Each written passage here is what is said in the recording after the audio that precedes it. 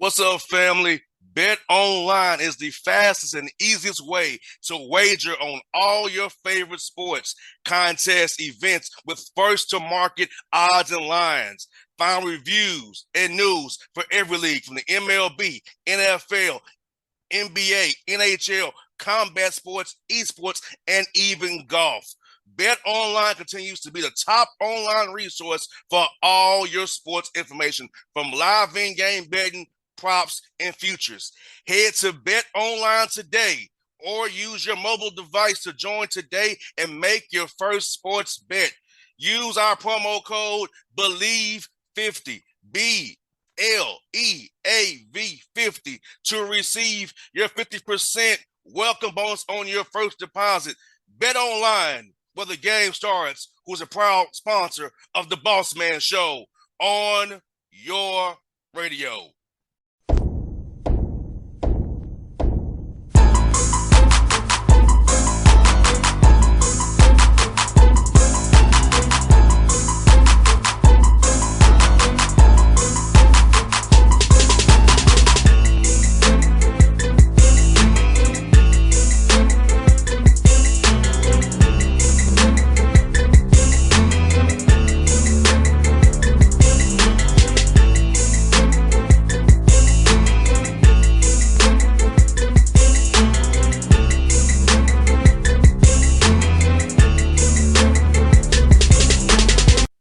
All right, folks, back on the Bossman Show with new head coach, Delaware Blue Hens, Ryan Carty out of CAA. What's up, Ryan? How you doing, brother?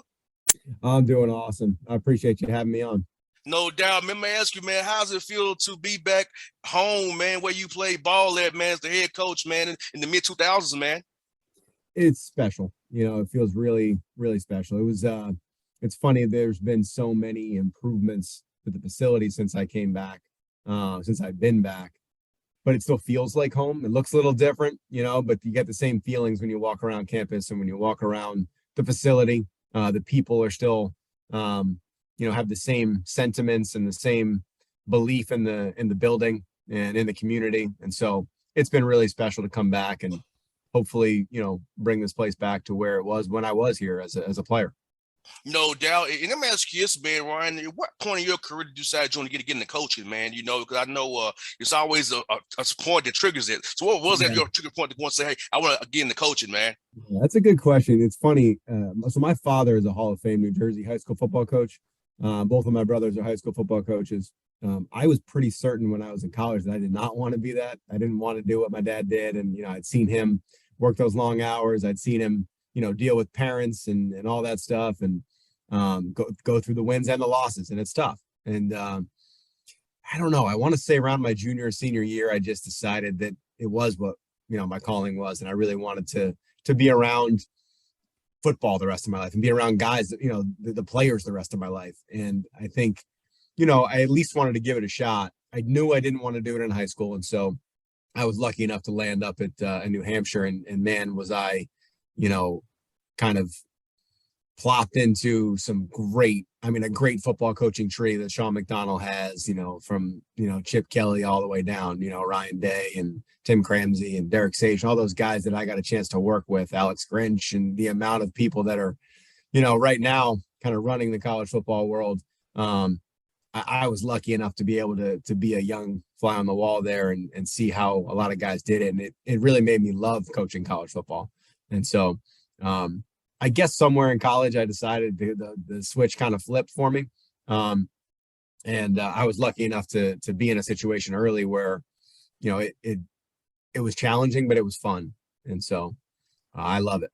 Let me ask you, Ryan. Now, my dad's a coach too. He's 81 years old. So can you watch a game with your dad and it not be like a coaching session? I know with my dad, it's like he's coaching the TV, man. Yeah.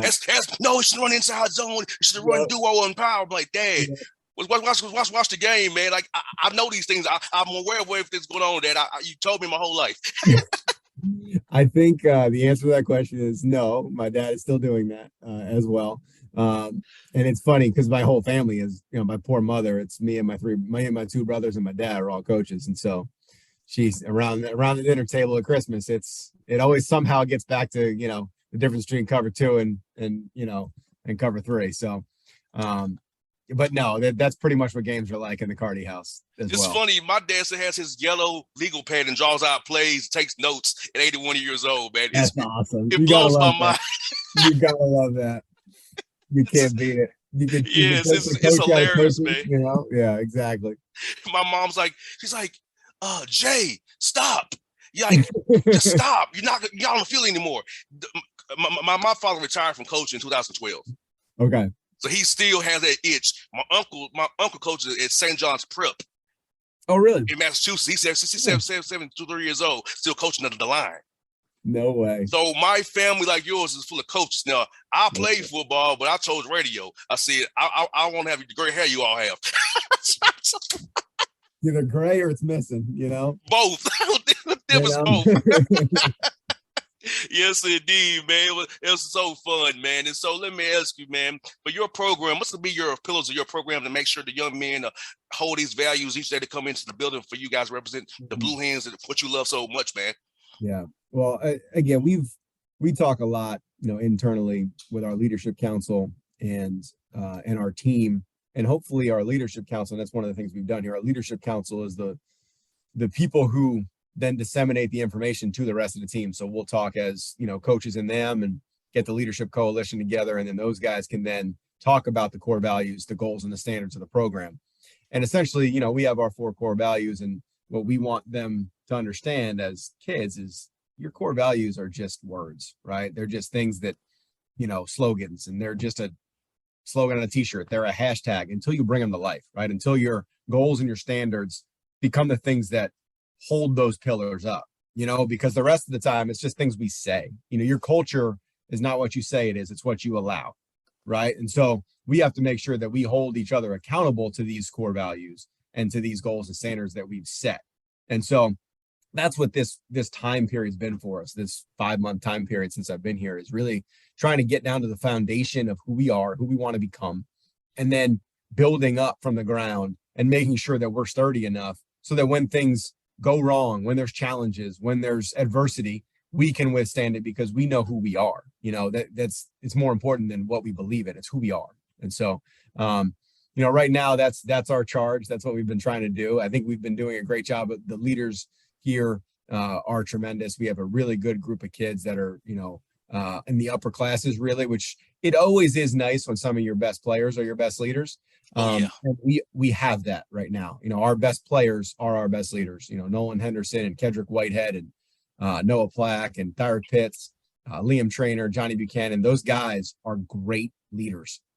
And they're our best all conference players. And there are kids that have been successful in games for this team in the past. And we obviously expect them then to continue to be great on the field, but they're really good kids, and they do a nice job at kind of taking over the team when, especially in this time of year, when we're allowed to spend less time with them, and it's really the strength coach and them, they have to police themselves and they have to be the team leaders.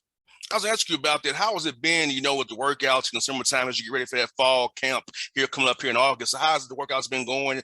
Getting them out there throwing the ball to each other as well, doing the individual drills on their own. How's it been getting your skill development piece up? They've been great. They really have. We've seen a lot of progress from what we were in the spring to what we are now. And that's makes sense. We've added some new pieces, some new people. But also we changed offense, defense, and special teams. And so, when you get into that, the first couple of days of spring was a little bit sloppier, and then we got a little bit better as spring went on. And now you have new people and new fresh faces and some freshmen up and some transfers in, and now you get a little bit different feel for who we might become. And now that scheme is becoming a little bit more commonplace. Now we've had a million meetings since the time we got here.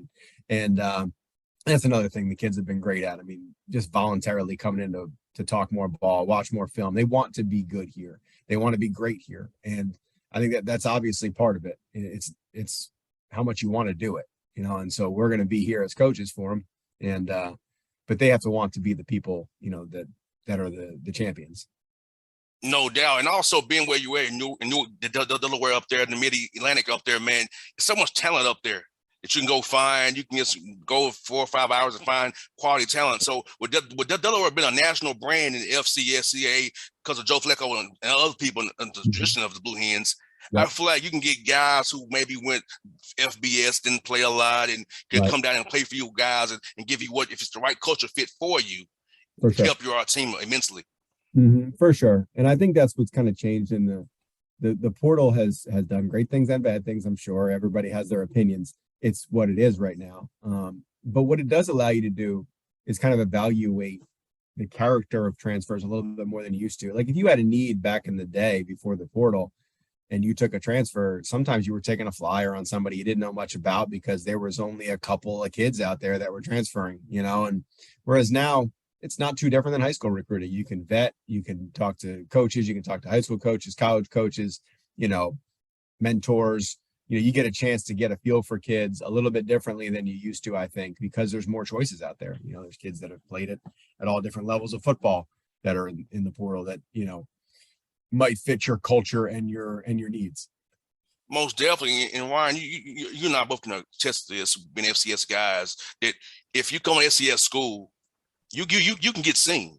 The eye in the sky does not lie. If you can play, they'll find you. Right. There will be 32 NFL teams that come through our practices, just like there are that come through Rutgers and Maryland and Penn State. We're going to have, if you're good enough, you're going to be found. It's not like you can't hide good talent from the NFL. They're going to find it. And so if you're out there playing, though, you're not, when you're not going to be found is when you're sitting on the bench for Penn State or Rutgers or Maryland. And so sometimes it is, the better situation to be an FCS player and get on the field and prove your worth. 100%. And also I feel like this, Ryan, as well, is like guys who had that chip on their shoulder, who didn't get to play up there, come down. They want it even more. They want to prove themselves. So, and I understand that. I'm kind of torn, Ryan, because for me and my father, how he raised me is to fight through things and not give up on things. But at the same time, it's like sometimes you have to leave and give some opportunity to show what you can do as well. Right. Yeah. Again, I'm with you, and everybody hops into the portal for different reasons, and so it's not. You can't judge one just because the other one was this way and that way. And everybody's got their reasons and it's understandable. There's a lot of situations where, people just aren't getting a fair shake and that's fine. Or maybe a coach leaves or whatever it may be. And, I think it's good for college football. It just certainly has changed it. And Ryan, and I was around Chip Kelly when he was in his younger days. So I want to ask you this question, but knowing who you was around, how was the game changed in your mind from when you played until now, for as offensively, defensively as well? Okay. Well, I will correct you on one thing. I was actually, I was luckily have had a chance to talk with Coach Kelly a million Okay, times. yeah, talk. But he was involved in hiring me and then he left. So we were like two ships passing in the night. When I got to New Hampshire, he was on his way to Oregon in that same off season. He was at New Hampshire when we were talking initially and we got a chance, but he came back a bunch. He talked ball with us a bunch. He was always so great to the New Hampshire football program because it was part of who he was, he was a New Hampshire guy. And so, we've talked a lot of ball. I would say this, football's evolved the way football always evolves, right? Year to year, you're going to see great changes. Sometimes small, sometimes big, sometimes rules play a part in that. Sometimes athletes play a part in that. Sometimes, the transfer portal might play a part in that. There's different things that are going to affect the overall aspect of college football every year, right? It's how well you adapt, right? It's an evolve or die situation. And so you're in that situation where if you have an offense in a box or a defense in a box and you say, this is who we are and we're going to be that way, well, at some point, somebody's going to catch up to you because if you don't want to change, if you don't want to see what the trends are and how things are going, then you're probably not going to stay on top. But I'll say this on the flip side of that, if you don't do the things you're supposed to do to win and score points offensively, defensively, hold people on third downs, get sacks, create turnovers on offense, create X plays, run the football well, and throw and catch, you're not going to win football games, regardless of what scheme you're running. And so I think it's kind of cool the way offense and defense is. There's going to be things that are common that you have to do as pillars of, statistics. If you don't do these things well, you're not going to have a winning football team.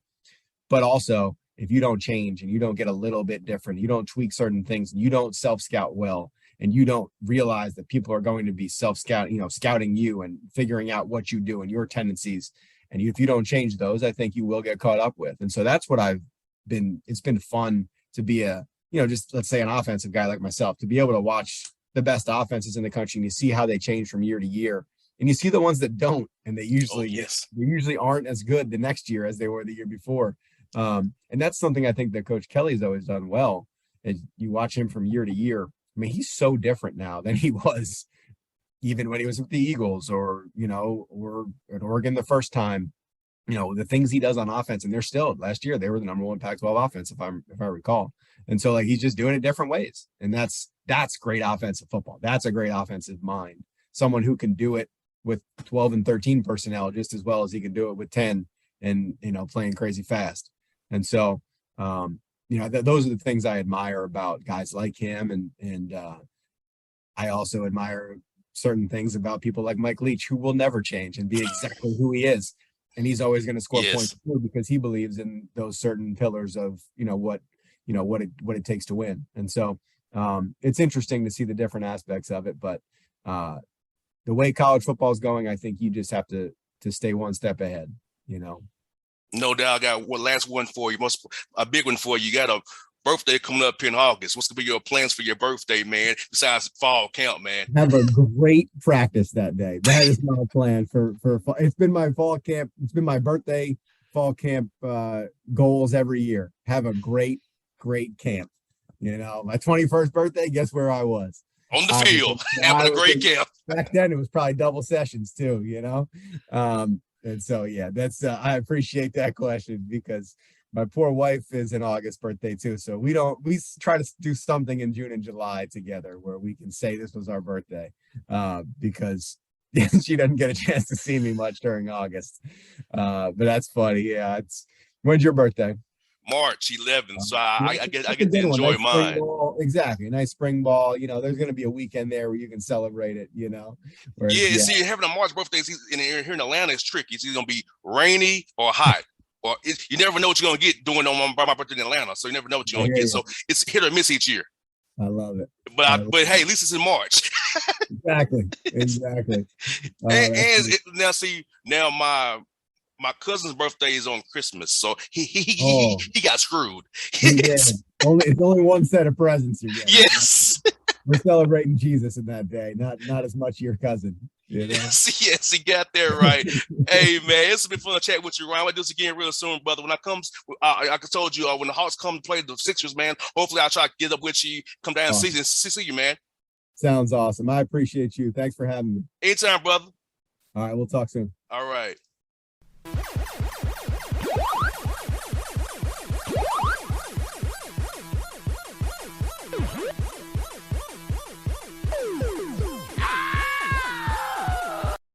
What's up, family? Bet Online is the fastest and easiest way to wager on all your favorite sports, contests, events with first-to-market odds and lines. Find reviews and news for every league from the MLB, NFL, NBA, NHL, combat sports, esports, and even golf.